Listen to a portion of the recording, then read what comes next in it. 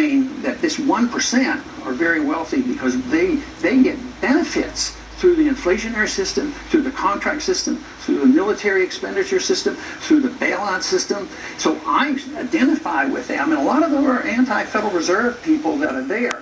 But some of them just say, well, the solution is just raise taxes on the rich. And they put everybody in the same category. Everybody who's made money is a bad person, and I don't believe that. Congressman, on the issue of immigration, this is what you said in one of the debates. Take a listen here. I think this fence business is designed and may well be used against us and keep us in. In economic turmoil, the people want to leave with their capital, and there's capital controls and there's people control. So every time you think of a fence keeping all those bad people out, think about those fences maybe being used against us, keeping us in. Charles. Keeping us in.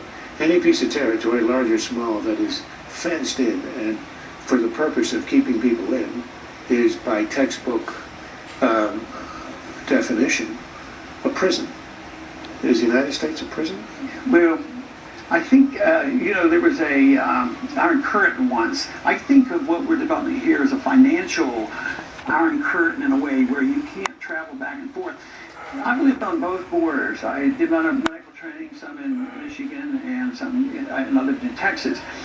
And it was always nice that I could go back and forth with no passport, so it's very difficult.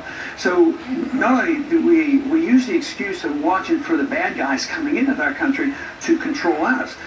Currency and capital controls are very common when you get into difficulties. I'm thinking about the financial controls where you don't have freedom to leave, and they already do exist. People who expatriate,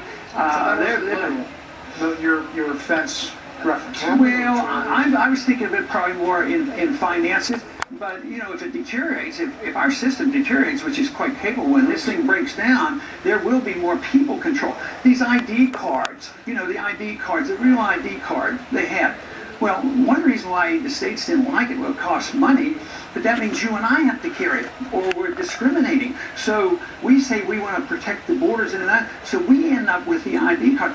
Just this last week, there's checking people in Tennessee, just like the TSA on our automobiles. Congressman, in this century, capital travels through computers, not in a suitcase across the border.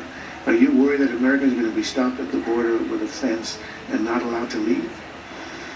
Financially, I think they will. Even with computers, they can put a lot of controls on you. But the fence, that doesn't... No, I'm not even for a fence. That's not going to stop a wire transfer.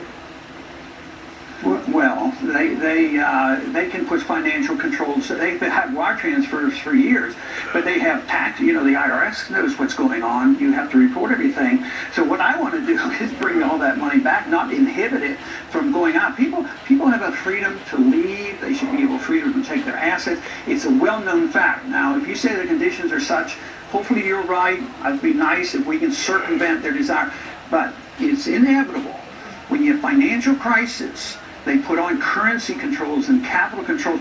I mean, it's been... My point is that a fence never stopped a capital, a money wire. No, it never stops illegal immigrants either. We have many more questions with Congressman Paul. The panel continues after a quick break, and then we'll go online right after the show. FoxNews.com/EsserOnline. Your chance to